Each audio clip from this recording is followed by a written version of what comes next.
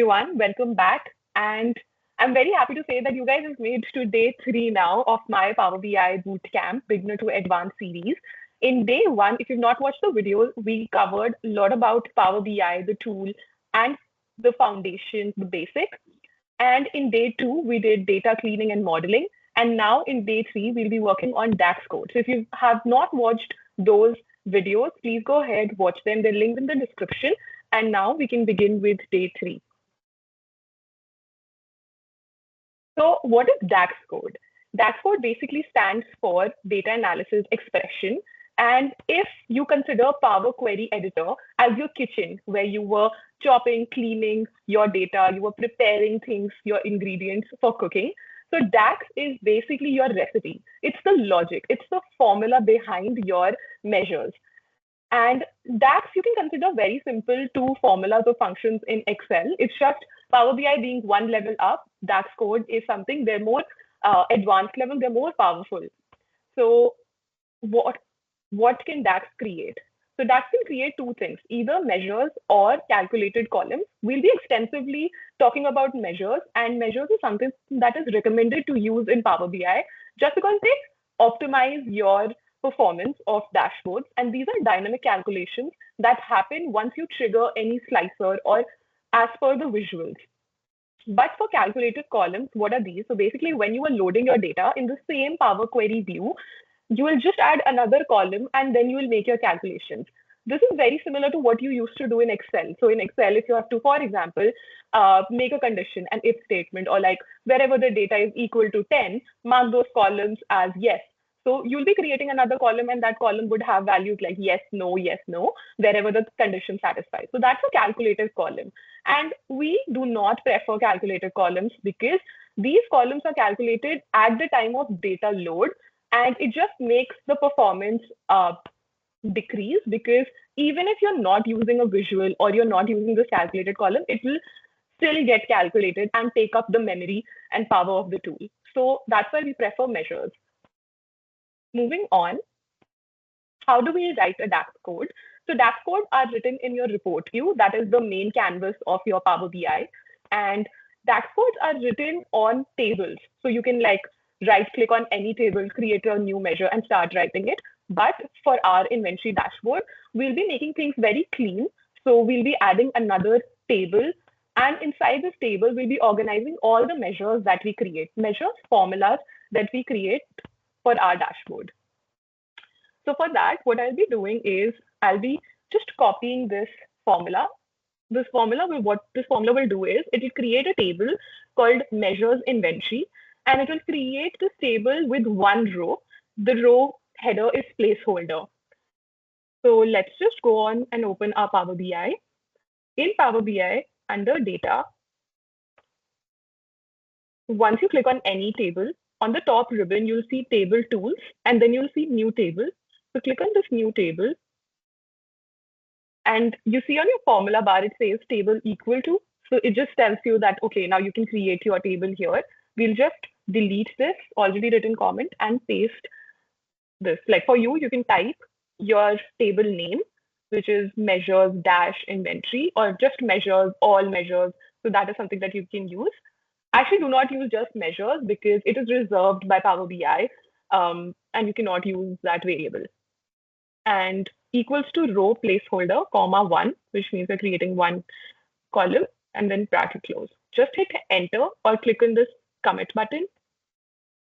And here under your data tables, you see a new table is created called measures inventory. This is a new table where we'll be organizing all our DAX codes. Once that table is created, let's understand few DAX codes that would be needed for our inventory dashboard. And the first is stock on hand quantity. So as the name suggests, this is the total stock that is available with the company right now. And the formula is, so stock on hand quantity is my variable name or my measure name equals to sum. And then I open the bracket fact inventory. So this is my inventory table. And in that inventory table, the square bracket, it is stock on hand is the column name. So basically, my function will be summing every row in my inventory table for stock on hand column. This is very similar and easy formula as Excel. So we'll go back to our Power BI. We'll click on our measures and inventory, do a right click, hit the new measure. Once you're in your new measure, now erase it and start typing stock on hand quantity equals to, and right now we're using the sum function. As soon as you write the sum function, you get a dialog box. Just click on tab, you'll get your first bracket, and then it gives you all the columns. So either you can scroll through this list or you can type. So right now, let me just scroll, and in the inventory table, we'll be using stock on hand, which is quantity on hand, and bracket close. So for me, it's quantity on hand because I did not replace those column names, clean the data. But for you, it can be either stock on hand if you clean the data according to our day 2, or if you've directly just imported the data, it should be quantity on hand, but it's the same thing. Just hit commit, and this measure is created. Similarly, let's move on and create another measure. This one is total quantity sold. Again, very simple. This is the sum total of the quantity sold in the entire time period. And again, we're using the sum function. This time we're picking it up from our sales table, and the column we are using is quantity sold. So let's go back to Power BI, click on our measures inventory table, click on new measure, right click and click on new measure. Again, backspace, and then total quantity sold. This is my variable or measure name. Equal to sum is the function that I'm using. And again, I can either type it or scroll it. So fact sales quantity sold. Bracket close and hit enter or commit. So now you see another DAX code is created. Let's move on, create another one. So this is average daily demand. So what is average daily demand? Average daily demand is your sale made per day. So the formula for this should be your sales, total sales made divided by the number of days, right? So for this, the DAX code is you're creating a function called average daily demand, which is your DAX variable, equal to, now var here means you're declaring a variable. So consider variable as a storage box.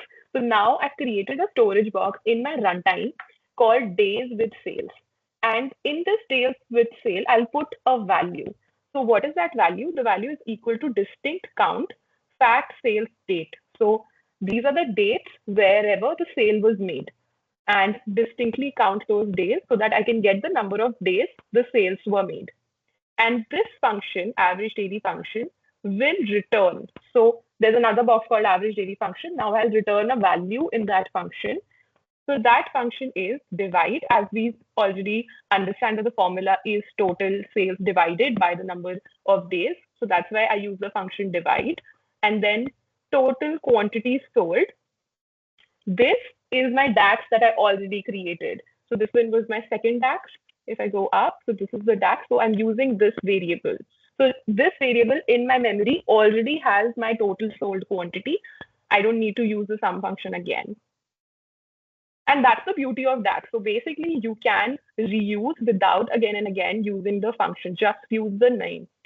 And this kind of helps in situations like, so for example, consider a situation where now my company comes to me and says, Shrishti, let's not consider all the sales that we made as total quantity sold. Let's consider total quantity sold to be quantity sold minus the returns. So that is my new quantity sold. So if I'm using the sum function, I'll have to go back into my dashboard, change everywhere I use total sold quantity, right? Because everywhere I use the sum function. Now everywhere I'll have to replace sold quantity minus returns. Whereas when you're using DAX function and you're using these variable boxes in memory, you just have to go to my total sold measure, just change it here.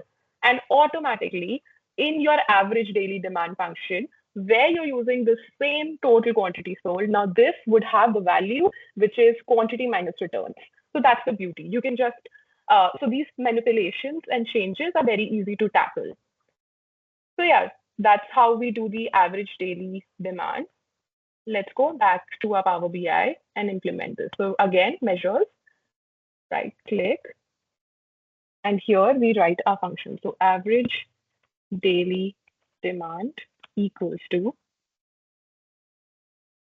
you can hit this expand to full page, so it will give you like a clear view, and you can continue with the function. So I declare my variable called days with sales equal to, I use the function distinct count,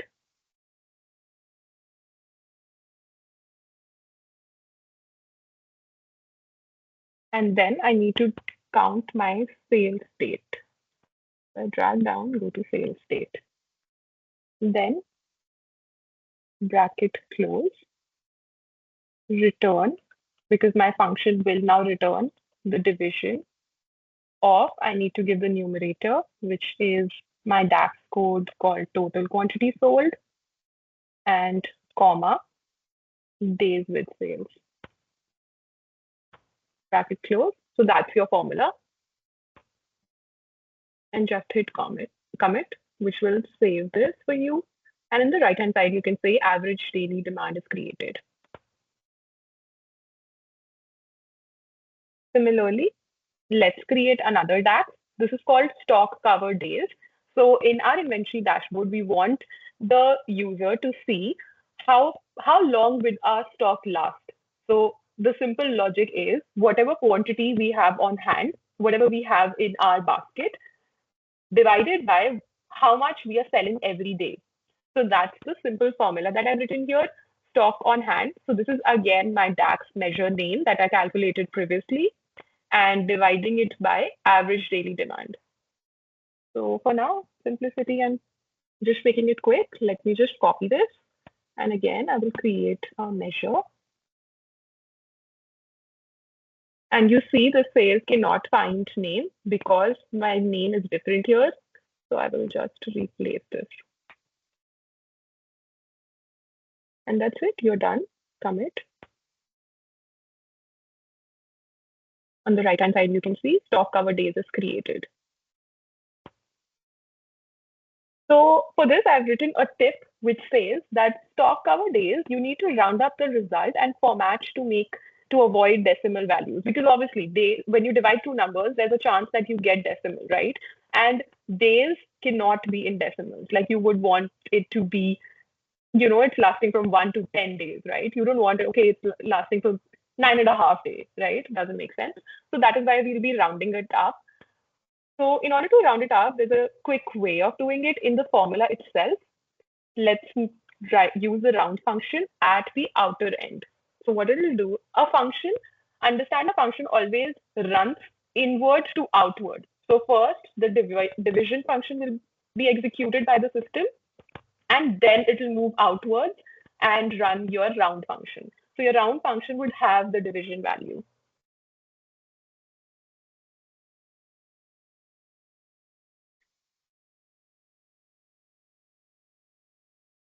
Okay, so my round function actually has two parameters. So I need to write comma to 0, which says rounding up to the nearest whole number. So I don't want any decimal points. And you're done with that. I hit commit. I see the function. Yeah, the function was already created. We just rounded up. The formula changed. So that's about it, I guess. Yeah, there's one more actually. So this is reorder flag. Again, let's try to understand this. This is an insight or an actionable insight for the business owner given by a business analyst. So what does it mean?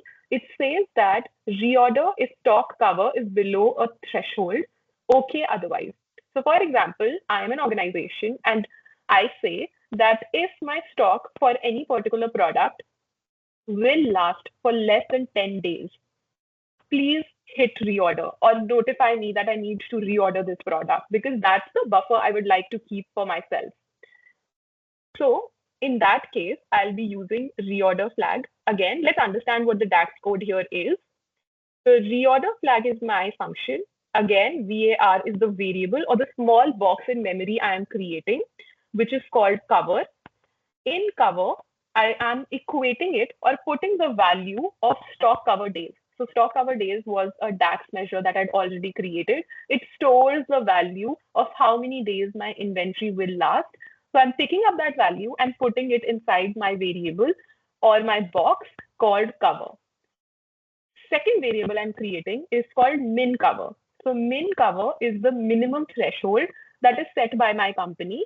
And let's take it as 10. You can take it as any number of days that your company has specified. This is a fixed number. So this is not a variable changing number. It is fixed to 10. So a static entry. So right now, I have two boxes. One box is cover, which has how many days the product will last. And then I have the second box, which is min cover, which is the minimum threshold set by my company. And this is 10 for this case. So these are the variables. And now what will my function return? So now you see there's an if statement. So if statement is either this is true or that is true. Either do X, or if the situation is false, do Y. So in this case, it's an if statement.